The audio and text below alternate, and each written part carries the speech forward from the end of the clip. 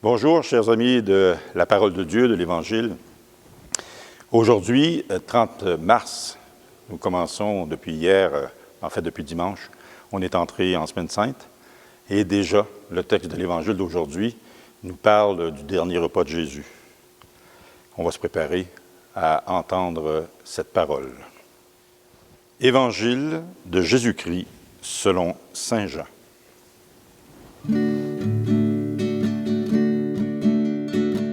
Honneur et gloire à toi, Seigneur, Jésus, source d'amour, toi le chemin de vie, le roi de la paix, Jésus, Jésus, Jésus.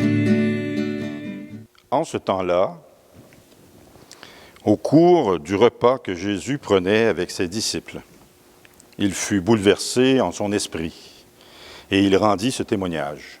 « Amen, amen, je vous le dis, l'un de vous me livrera. » Les disciples se regardaient les uns les autres avec embarras, ne sachant pas de qui Jésus parlait.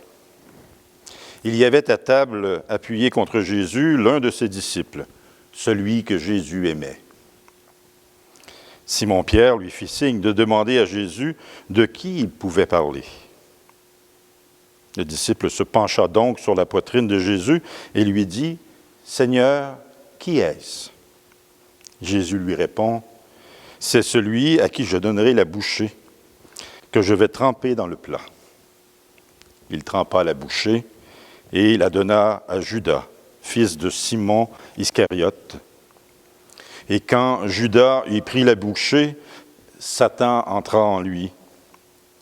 Jésus lui dit alors, « Ce que tu fais, fais-le vite. » Mais aucun des convives ne comprit pourquoi il lui avait dit cela.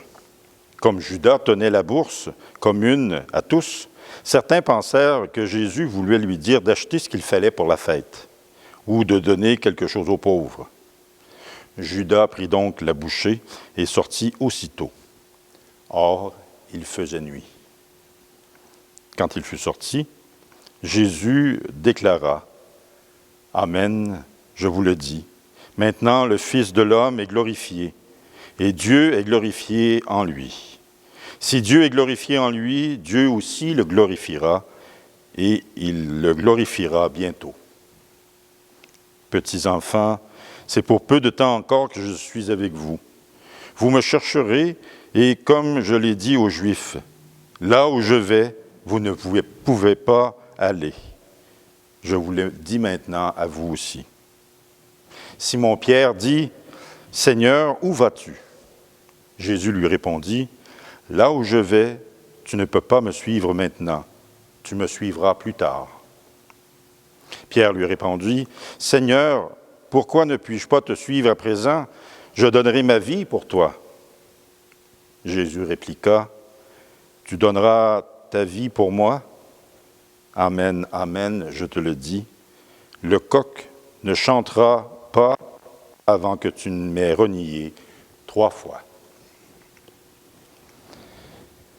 Acclamons cette parole de Dieu. Jésus, parole de vie, toi lumière de ma vie, la joie dans mon cœur, Jésus, Jésus, Jésus.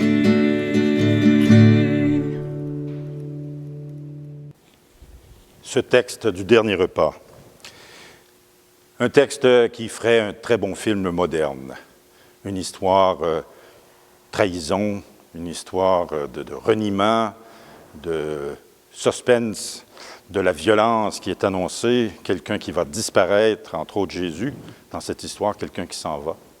Donc, ce texte du dernier repas, dans l'ensemble, je vais le laisser à la personne qui va commenter le texte du Jeudi Saint. Pour ma part, il y a une phrase qui me chicote dans ce texte depuis plusieurs années. Une phrase qui me fatigue.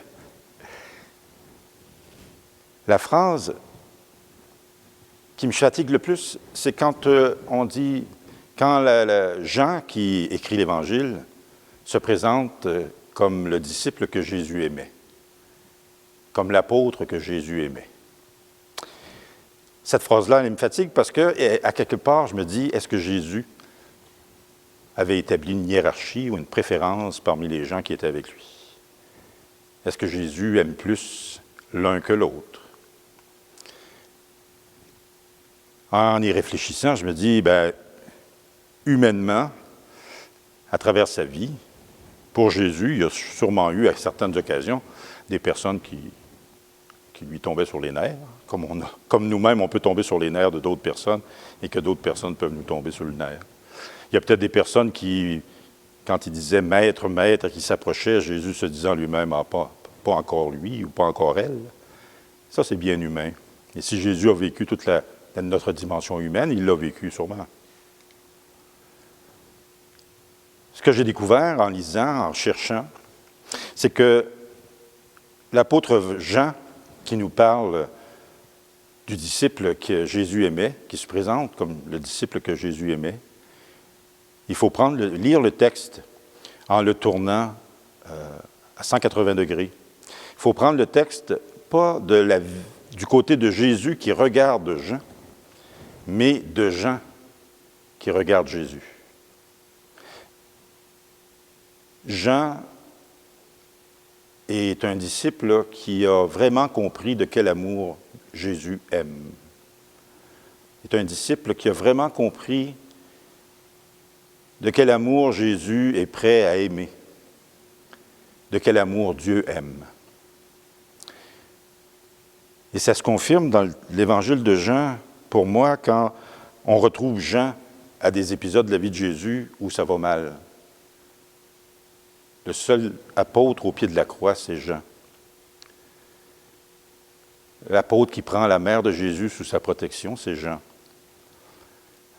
L'apôtre qui, le premier, va annoncer que Jésus est ressuscité en se rendant au tombeau avec Pierre, c'est Jean, qui va reconnaître que la vie s'est installée.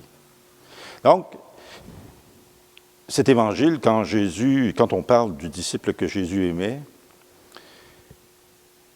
c'est de vraiment pouvoir se dire, ce disciple que Jésus aime, dans le fond, c'est tous ceux et celles qui, au cœur de leur vie, à travers leur cheminement, vont être capables de découvrir eux aussi cet amour de Dieu pour eux, vont être capables de découvrir tout l'amour que Jésus peut leur apporter. Un autre personnage de l'Évangile qu'on retrouve et qui a compris, d'après moi, cet amour, c'est Marie-Madeleine. Marie-Madeleine qu'on retrouve aussi à des étapes de la vie de Jésus qui n'est pas facile. Marie-Madeleine, qui est la première à annoncer la résurrection aux apôtres, qui est la première, dans le fond, à annoncer ce qui est la base, le fondement de notre Église. Dans le fond, ces deux personnes-là, Jean et Marie-Madeleine, ont compris que, un peu comme un enfant avec un papa ou une maman, quand un papa ou une maman dit à un enfant « Je t'aime gros comme le ciel », l'image que ça fait à l'enfant, c'est que le ciel, c'est infini. C'est jamais fini. Et même si parfois, comme enfant, je fais quelque chose qui déplaît à un de mes parents, cet amour-là, gros comme le ciel, elle va revenir parce qu'elle ne peut pas disparaître. Le ciel, on le voit tout le temps. Jean et Marie-Madeleine ont compris.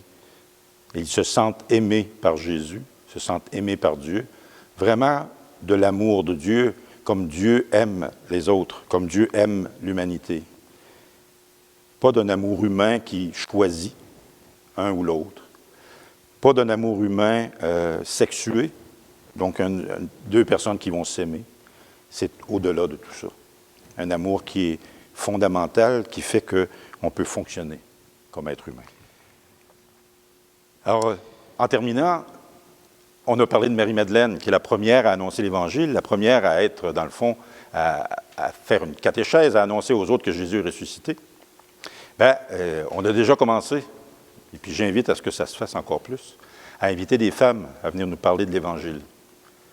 Parce qu'à quelque part, il faut reconnaître qu'il n'y a pas seulement les diacres, les prêtres qui peuvent parler d'Évangile, les laïcs peuvent en parler aussi, Les femmes peuvent en parler aussi. Et reconnaître que depuis les 2000 ans d'histoire de l'Église, au quotidien, dans les familles, c'est les femmes qui ont fait connaître à nos enfants, qui nous ont fait connaître à nous aussi la parole de Dieu, qui nous ont fait connaître à nous aussi l'amour que Dieu a pour nous, l'amour de l'Écriture, de l'Évangile. C'est ces femmes qui nous ont fait comprendre que Dieu nous aime gros comme le ciel. Alors, j'espère qu'on aura de nos sœurs dans la foi qui vont nous éduquer dans les prochaines capsules à venir. En terminant, je vous souhaite les jours saints qui approchent. Je vous souhaite un bon Triduum pascal. Un Triduum pascal qui puisse vous apporter du réconfort, puis en même temps qui puisse entamer en vous une réflexion sur notre foi, une réflexion sur nos relations avec les autres, nos relations avec Dieu, nos relations avec Jésus. Et je vous souhaite beaucoup de résurrection à l'occasion de Pâques. Je demande au Seigneur de vous bénir aussi tous ceux et celles que votre cœur aime. Au nom du Père, du Fils et du Saint-Esprit. Amen. Au revoir.